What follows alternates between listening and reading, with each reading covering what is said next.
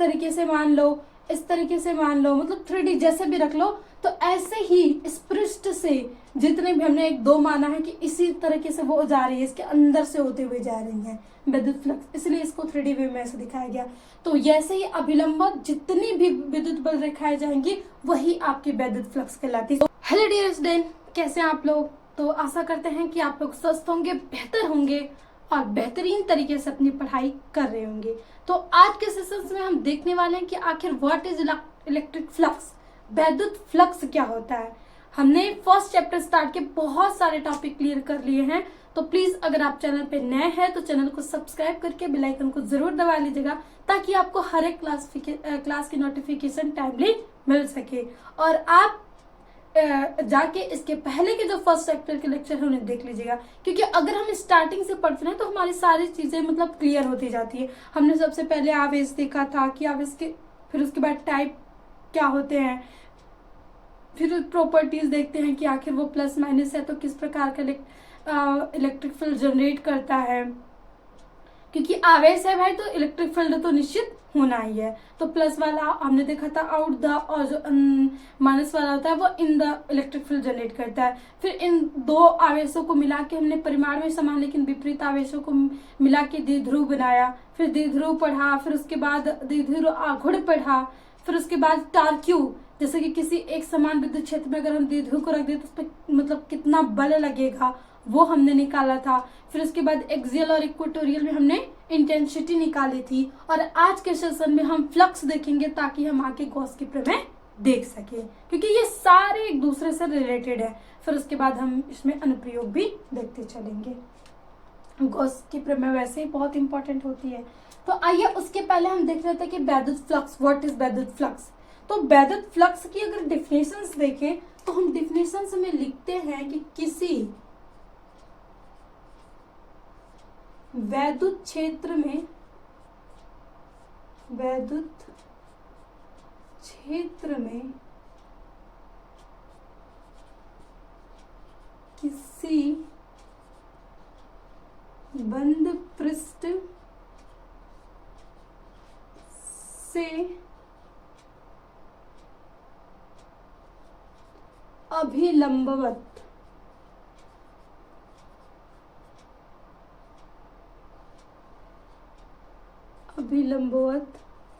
गुजरने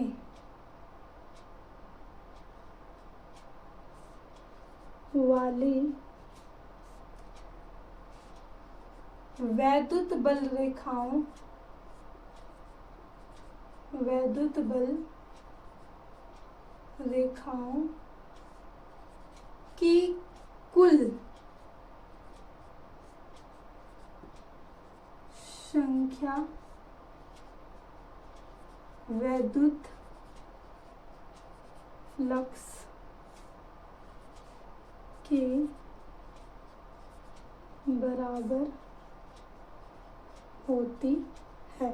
या तो हम वैद्युत फ्लक्स के बराबर होती लिख सकते हैं, या तो कुल संख्या को हम क्या कह सकते हैं, वैद्युत फ्लक्स कहते हैं। अब ये हो गया। अब इस लाइन से बिल्कुल भी समझ में नहीं आया। अब हम थोड़ा सा पहले इस पे फिगर बनाते हैं और फिर हम इसको 3D इमेशन में समझते हैं। कि मान लीजिए कि हमने एक यहाँ पे जनरेट कर लिया,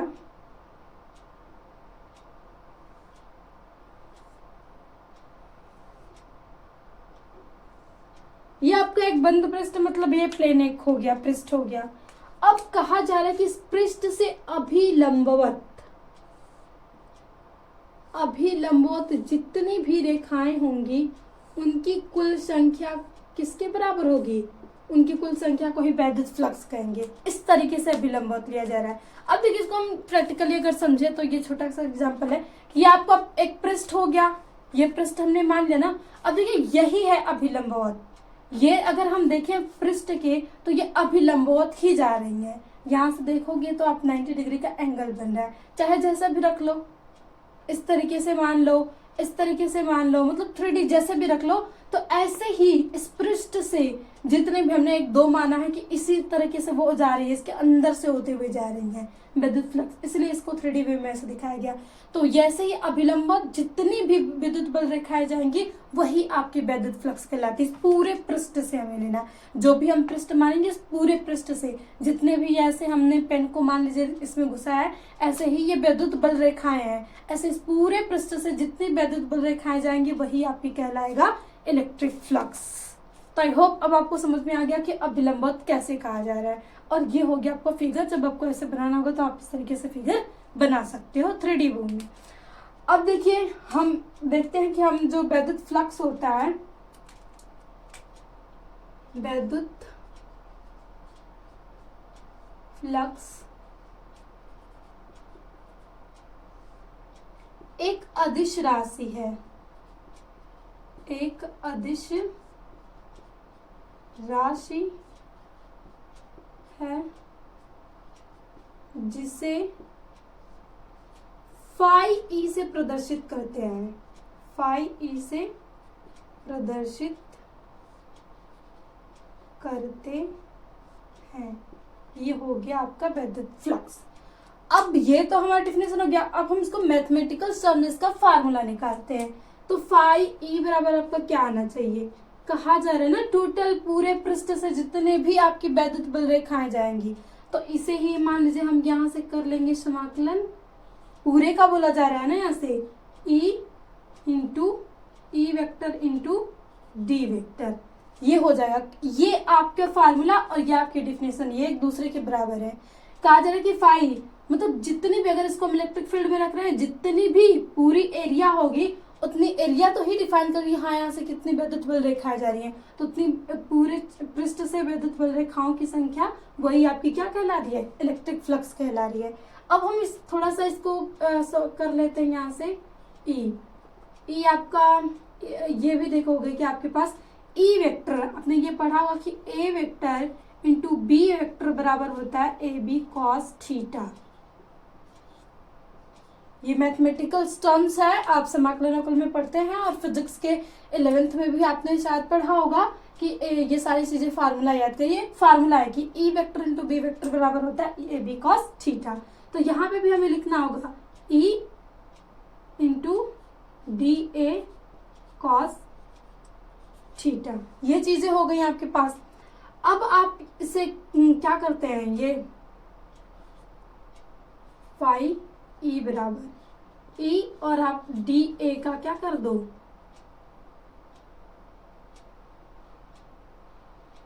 समाकलन। फिर उसके बाद जब आप लिखोगे तो फाई ई बराबर ई। अब देखिए समाकलन किया जाता है तो ये भी फार्मूला था कि अगर हम मान लीजिए किसी का भी डी एक्स का समाकल करेंगे तो एक्स आ जाएगा, अगर हम यहाँ पे किसी भी चीज का डी वाई का करें तो ये आपके पास y आ जाएगा। तो यहाँ पे क्या है आपके पास डी ए, तो यहाँ पे जब आप करोगे तो यहाँ पे आ जाएगा e इंटू ए कॉस थीटा। तो अगेन आप लिख सकते हैं थोड़ा सा अरेंज करके e बराबर e ए कॉस थीटा। तो यही आपका आ जाता है फार्मूला। इसी फार्मूले को लगा के आप कोई भी सवाल लगा सकते हो अगर उसमें विद्युत फ्लक्स पूछेगा तो। भाई कुछ ये मतलब एंगल तो देगा ना, यहाँ से देखिए कुछ ना कुछ एंगल तो यहाँ जनरेट होगा इनके बीच, पृष्ठ के बीच, तो आपको इस थीटा का मान मिल जाएगा। अब इस पूरे क्षेत्र की एरिया दे देगा कि हाँ ये कैसा है, प्लेन है कि सर्कल है कि क्यूब है, तो वहां से हम एरिया निकाल ले लेंगे और फिर उसके बाद आपको इलेक्ट्रिक फील्ड देगा, हाँ यहाँ पे कौन सी कितनी इलेक्ट्रिक फील्ड है, तो आप आराम से फाई ई का मान निकाल सकते हो। तो ये हो गया आपके पास ई ए कॉस थीटा। अब ये तो फार्मूला है, सही है, सवाल लगा लेंगे, लेकिन अब यहाँ से जो एमसीक्यू वाला पे इन लोग का प्रहार होता है वो होता है यूनिट तथा डायमेंशंस पे। तो यूनिट पे थोड़ा कम, लेकिन डायमेंशंस पे एग्जामिनर्स का प्रहार बहुत ही एकदम हाई लेवल का होता है। ये हर एक चीज में जो जो थोड़ा कॉम्प्लिकेटेड होती है उनकी ही डायमेंशंस पूछते हैं। तो सिंपल्स देखिए, हमने पढ़ा है कि फाई ई बराबर आपके पास आ रहा है ई ए कॉस थीटा। तो कॉस थीटा से तो हमें लेना देना नहीं, हम ई ए से ही निकाल लेंगे। तो अगेन हम इसको तोड़ते हैं कि E बराबर हमने पढ़ा था F अपॉन Q, और ये हो गया आपके पास A। अब रख लो फोर्स की जो यूनिट हो जाएगी वो हो जाएगी न्यूटन, और एरिया है तो भाई एरिया होती है मीटर स्क्वायर, और नीचे हो जाएगा आपका क्या, कूलम। तो ये हो गया ये आपका मात्रक, newton metre square upon coulomb, या newton into metre square coulomb inverse, कुछ भी आप यहाँ से लिख सकते हो। ये इसकी यूनिट हो गई, यूनिट। अब क्या करना है, इसी की आपको बीमा निकालना है। तो अब चलो बीमा भी निकाल लेते हैं। तो न्यूटन की बीमा F बराबर ma, तो यहाँ से आ जाता है न्यूटन की बीमा, हमने कई बार निकाला है, तो यह आ जाएगा m और उसके बाद l और t पे -2, ये न्यूटन की हो गई। अब यहाँ पे ये मीटर स्क्वायर है तो इसका होता है लंबाई, और लंबाई की पावर कितना हो जाएगा 2, और अगेन कूलम हमने Q बराबर पढ़ा था IT, तो यानी नीचे हो जाएगा आपके पास AT, इस तरीके से। अब इसको अगर हम अरेंज कर लें तो देखिए ये M L दो हैं, तो यहाँ पे L3 हो जाएगा, एक यहाँ पे और दो यहाँ पे, और T देखिए ये -2 तो था ही, लेकिन ये जब ऊपर जाएगा तो ये भी माइनस हो जाएगा, तो यानी एक और माइनस आ जाएगा, तो ये -3, और A भी जब ऊपर जाएगा तो ये -1। तो ये हो गया आपके पास इसकी बीमा, और ये तो बेहद ही इम्पोर्टेंट है। तो आप अगर मान लीजिए इस तरीके से निकालना आता है तो बहुत ही बेस्ट है, नहीं तो आप क्या कर सकते हो, इसे याद कर सकते हो। और हमारी तो राय रहेगी आप इसे याद तो बिल्कुल भी ना करो, आप बीमा निकालना सीख लो। हमने बस आपको जब मात्रक निकालना आ गया, भाई मात्रक कैसे निकालेंगे, हम देखते हैं कि E एक cos थीटा है, भाई E बराबर हमने क्या पढ़ा था F अपॉन Q, तो न्यूटन और कूलम आ गया, और जो एरिया था उसका मीटर स्क्वायर। हमें यहाँ से ये तो मिल गया कि हाँ विद्युत फ्लक्स बराबर ये मात्रक मिल गया। अब उसके बाद यहाँ से जब बीमा निकालनी है तो यही जो आपके पास टर्म्स हैं, इन टर्म्स को रखिए और उनको मूल राशियों में तोड़ दीजिए। तो न्यूटन बराबर अगर आपको पता होगा तो F बराबर ma होता है, तो m आपका मास है और a त्वरण है, और त्वरण बराबर भी अगर हम उसको तोड़ें तो आपका 4 मतलब वहां से मीटर और अपॉन सेकंड का स्क्वायर हो जाएगा। तो मीटर का हम L मानते हैं, और नीचे टाइम का T का स्क्वायर होगा तो ऊपर जाएगा, तो वही T- बन गया। और फिर मीटर स्क्वायर था तो उसको हमने सिंपल ऐसे ही लिख दिया। फिर नीचे कूलम था तो हमने कूलम बराबर पढ़ा कि I इंटू टी। तो I आपकी धारा है तो धारा का मात्रक एम्पियर, और T का समय का मात्रक मतलब सेकंड होता है, तो उसको हम T से दिखाते तो हमने T रख लिया। अब इन दोनों को जब हम अरेंज कर लेते तो ये भी L स्क्वायर है, ये दोनों समान है, तो इन दोनों को जोड़ देंगे तो ये 3 हो गया। और AT भी जब ऊपर जाएगा तो T भी माइनस में हो जाएगा, A भी माइनस हो जाएगा, तो यहाँ पे एक T 2T पहले से माइनस थे और एक और -T आ जाएगा, तो उसको हम जोड़ देंगे तो -3, और A जब ऊपर जाएगा तो -1। तो इस तरीके से आपकी बीमा बहुत ही इजीली निकल जाती है। तो आपको कभी भी ये टेंशन नहीं लेना कि आखिर हम बीमा कैसे निकालेंगे, इतनी दिक्कत नहीं होनी चाहिए। तो ये था आपका इलेक्ट्रिक फ्लक्स कि आखिर व्हाट इज इलेक्ट्रिक फ्लक्स। तो इलेक्ट्रिक फ्लक्स क्या है, कोई भी पृष्ठ ले ले, उस पृष्ठ से अभिलंब और जितनी भी वैद्युत बल रेखाएं गुजरेंगी वही आपकी बराबर होगी विद्युत फ्लक्स के। और उसी को हमने मैथमेटिकल टर्म्स में देखा, तो हमने जो भी देखिए यहाँ पे जब भी हमें पूरी चीज का निकालना था तो उसको हम समाकलन कर देते हैं, और ये होता है आपका साफ जैसा समाकलन का चिन्ह।